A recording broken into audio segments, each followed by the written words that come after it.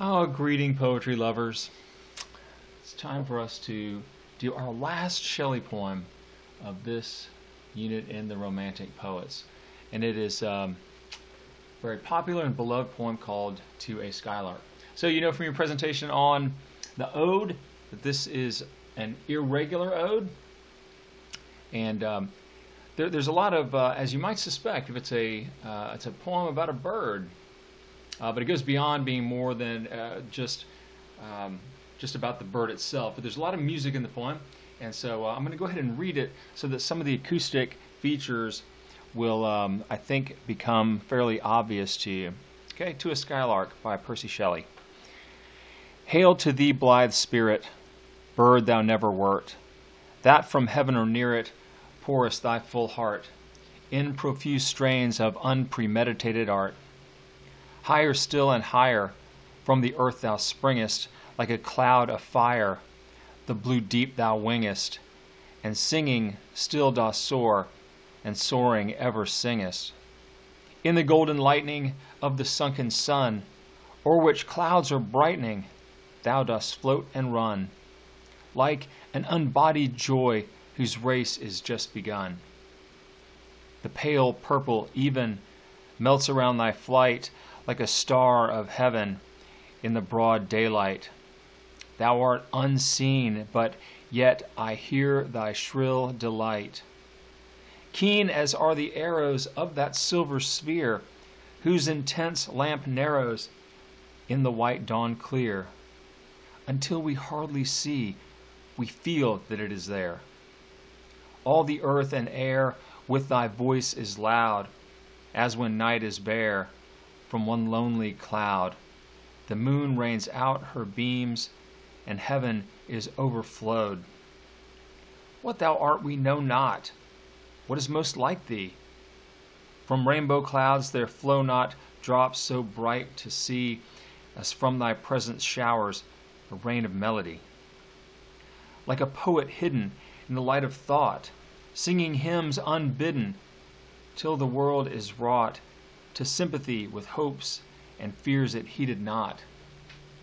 Like a high-born maiden in a palace tower, soothing her love-laden soul in secret hour, with music sweet as love which overflows her bower.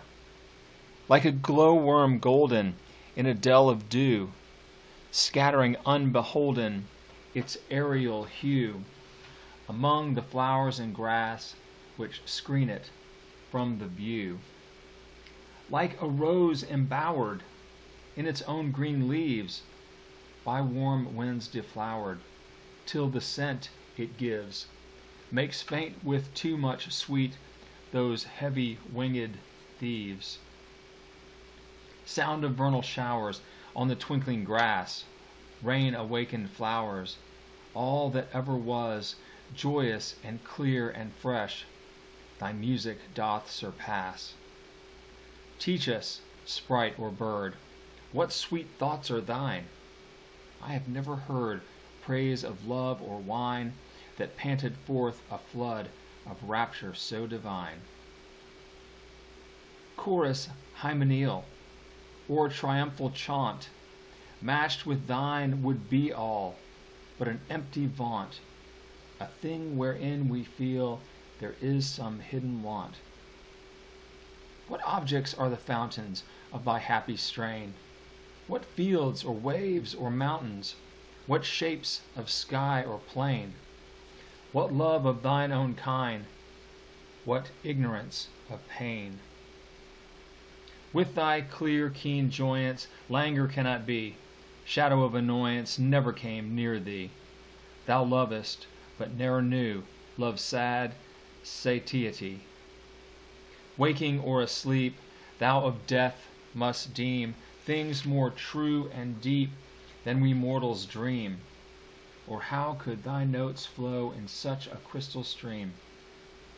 We look before and after, and pine for what is not. Our sincerest laughter with some pain is fraught. Our sweetest songs are those that tell of saddest thought. Yet if we could scorn hate and pride and fear, if we were things born, not to shed a tear, I know not how thy joy we should ever come near.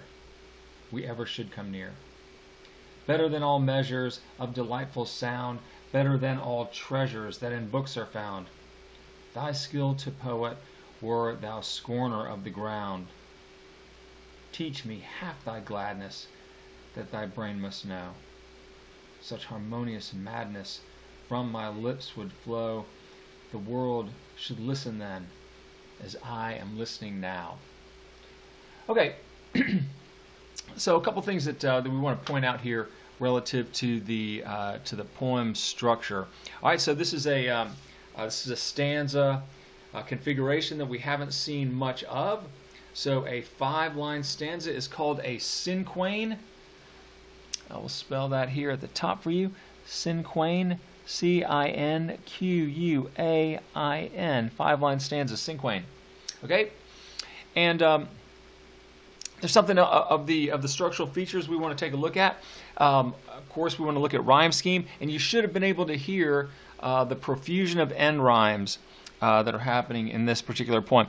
So the way that it rhymes generally is we have your A line, so spirit, wort, near it, heart, so we've got a slant B here, and then art. Okay? But generally, this poem is rhyming A, B, A, B, B. A, B, A, B, B. All the way through. Okay, so we can take a look at the next, and again, we're going to deal with each stanza independently. Okay, so I'm not going to go through the alphabet soup of of this poem that is 105 lines in length. So it's 21 cinquains if you want to do the math there. So if we do with just this one other time, so higher is the A line, then springest is the B, then fire, of course, is the A line, wingest is the B, and then singest is the other B line. Okay, so we've got that piece. We know that this is an ode, an irregular ode, but it's something else, something we haven't seen in a while. And so I'm going to have to rely on my drawing skills yet again to show you what I'm talking about. And we can go ahead and deal with, we'll just deal with this 4th stanza, even though the 6th stanza is probably better. But look, all the stanzas are basically the same shape, yes? Because as it turns out, the stanza lengths, or the line lengths rather, in terms of syllables, are 6, and then 5, and then 6, and then 5, and then 12. Okay, so you have this repeating 6, 5, 6, 5, and then the long 12. And you might be asking yourself, what in the heck is going on there? Why would he be basically doubling the length of the line there in the terminal line in each stanza? Well, young squires, remember the old poem that we called the Carmina figurata, the shape poem? Well, guess what?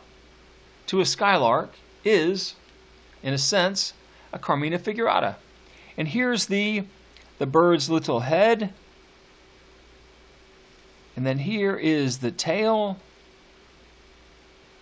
and there's its little body. Right? See that? So if you look at all these lines and just let your eyes go unfocused, you can see that it looks like the profile of the bird. How about that? All right. Now, other features that we want to pay attention to has to do with some of the acoustics. So generally, you've got the first 4 lines of every stanza. These are trochaic lines. And then the last line of each stanza is iambic. So if we scan it like this, hail to thee, blithe spirit,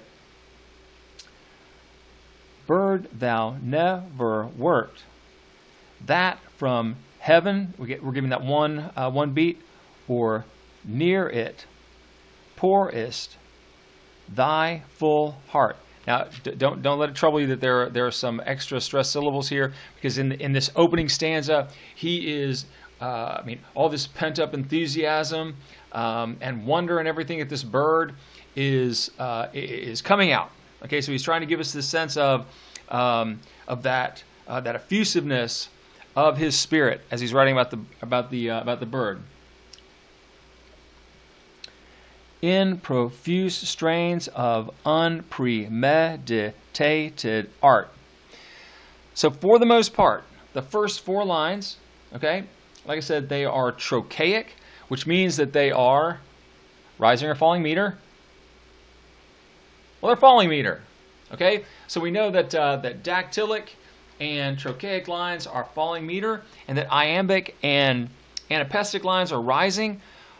And so, of course, this poem about a bird is going to have the falling meter for the first 4, and then the tail, okay, the thing that provides the bird with part of its stability and its loft is going to be rising meter, okay? 4 feminine rhymes and ends with masculine end rhyme. Think I'm going to ask you that on the quiz tomorrow? Betcha. Betcha I do. I'm probably going to ask you about what is a 5-line stanza. I'm going to ask you about the carmina figurata. Carmina figurata. Hey, and let me just say this. You know, in reading, you know, your basic analyses of the poems, as you know, I'm focused on the craft elements. I've not read any critics talk about Carmina figurata, huh? Slipped right past them, didn't it? Okay, so we talked this morning in class about pure accentual verse. Now we're looking at this through the lens of the accentual syllabic.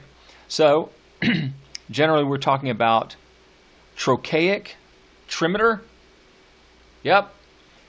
3 trochaic feet. Oops. And then the last line is iambic, what? Hexameter, because we have the 6 iambic feet.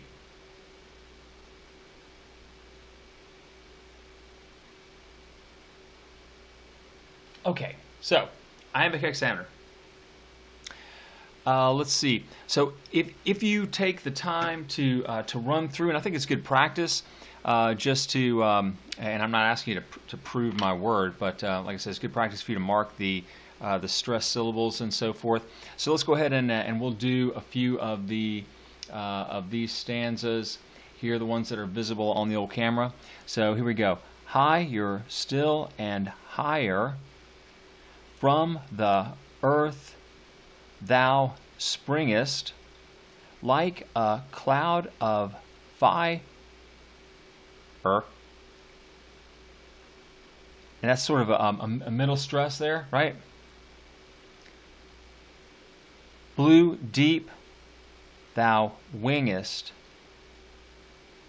and singing still dost soar, and soaring ever singest.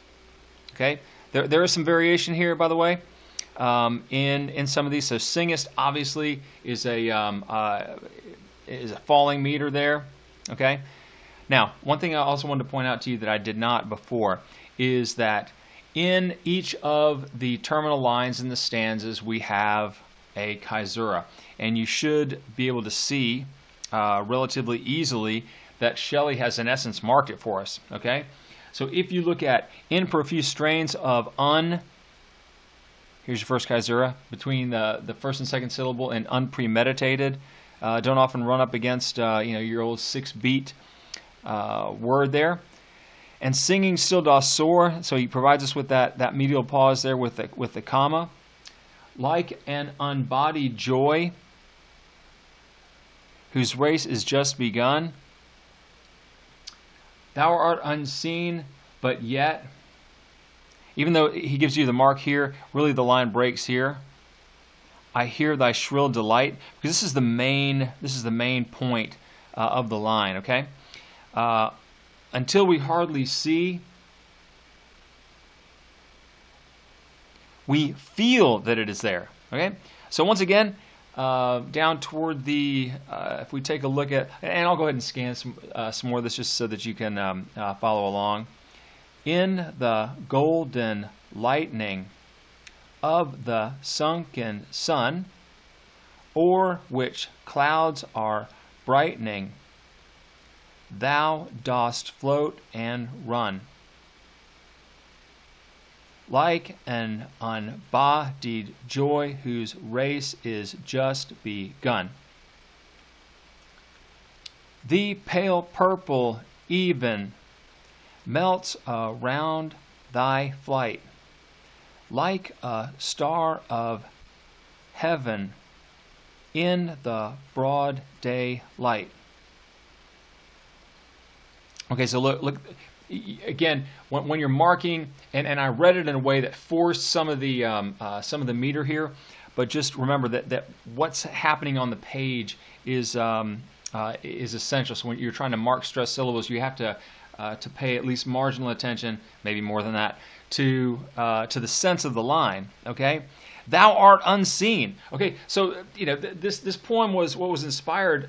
What inspired this poem, as Mary Shelley, his wife, puts it, is that they're living in Livorno, Italy. They're out one evening, and they're walking in some hedges, and the fireflies are out and so forth.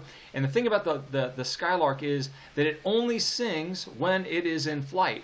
But the doggone thing flies so high as to be almost, if not totally, unseen by the human eye from the ground. But they sing so loudly that you just look around and you're like, where's this music coming from? And so this is why part of the it will not escape you that there's this sense of the bird being not just this sort of ethereal thing, but a thing from heaven, as though angels were singing, unseen angels singing down, raining their song down on the people below. Okay, so here, thou art unseen, but yet I hear thy shrill delight, keen as are the arrows of that silver sphere, whose intense lamp narrows in the white dawn clear, until we hardly see, we feel, if it's possibly double stress there, that it is there. Okay? All right, so what I'd like you to do then is you need to go through, and you don't need to do it for all the stanzas.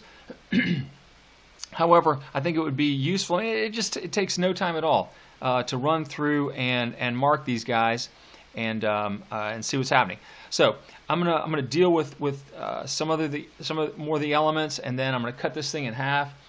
And then start part 2 in a second. So let's see some of the things that I wanted to point out. We had learned a few videos back about a rhetorical figure of repetition called Pullip Teton. Pullip Teton. So I'm going to go ahead and write that out for you. Pullip Teton. And this is the repetition of words in close proximity that have a common root. So here, singing and singest. All right, and then soar and soaring. So you've got double Pullip Teton. We've got a 2-for-1 in the last line of this particular stanza. Jumpy, sorry. What's bugging me? There we go. Okay, so Pullip Teton.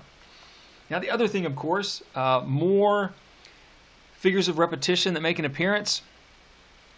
And if you look, especially in the latter part of the poem, really when we get over to this page here, we got all kinds of it. But look at all the similes that begin those last lines, okay, where he's trying to describe the bird, okay? So here at the beginning, bird thou never wert. So in other words, the song of this bird and its behaviors and so forth are so distinct that it's not like other birds, okay? That from heaven or near it pourest thy full heart. All right, so we've got the hyperbole there of pourest thy full heart. And what else do we have with respect to heart, right? Synecdoche, of course. In profuse strains of unpremeditated art. So unpremeditated means that you haven't thought about it beforehand. So it's the sense that this is just the nature of the bird, and of course it is. It's the nature of the bird. And unlike people, who often, think up things beforehand, the bird is just acting out of instinct, and all this beauty is just part of its nature. All right? Higher still and higher. Okay, at this point, I'm going to point out something new to you. It's a new figure of repetition. Okay? So, higher still and higher. So this is an example of what's called diacope. D-I-A-C-O-P-E. Now there are three types of diacope. One is vocative, which means that there is a, so you've got, diacope is the repetition of words, generally two words, with some sort of intervening matter. You know that epizeuxis is the repetition of a single word, generally in threes. What's the most important thing in real estate? Location, location, location. But if you have ever watched The Wizard of Oz, Dorothy says, when the witch makes an appearance, "Run, Toto, run." All right, so the word run is interrupted. Diacope means to cut in half from the Greek. And so run, Toto, run, that's called vocative diacope. It means that a name has been inserted in between the two words that are repeated. Okay? What we have here is elaborative diacope. Okay? Elaborative diacope. That means that you're elaborating on the first sense of the word, and then extended diacope is where you generally are using it 3 or more times. There's a scene in A Christmas Story you may recall. I think where you remember Farkas, and so he's being described as Farkas had yellow eyes. I swear to God, yellow eyes. I mean, this sort of thing. He says it like 3 times. Okay, but this is elaborative diacope, and the other is extended. All right, so remember this. I'm probably going to ask a question about it. Elaborative diacope. All right, so we have all these lovely elements of repetition. If you look hard enough, you're going to be able to see plenty of alliteration and all the sound devices. Alliteration, assonance, consonants, these are all under the category of figures of repetition. And we know that repetition, what does it do for us? It provides a sense of emphasis. Okay? It also it's an aesthetic quality. We like the pattern of the repeating. Okay? And it also provides a structure, as in alliterative verse.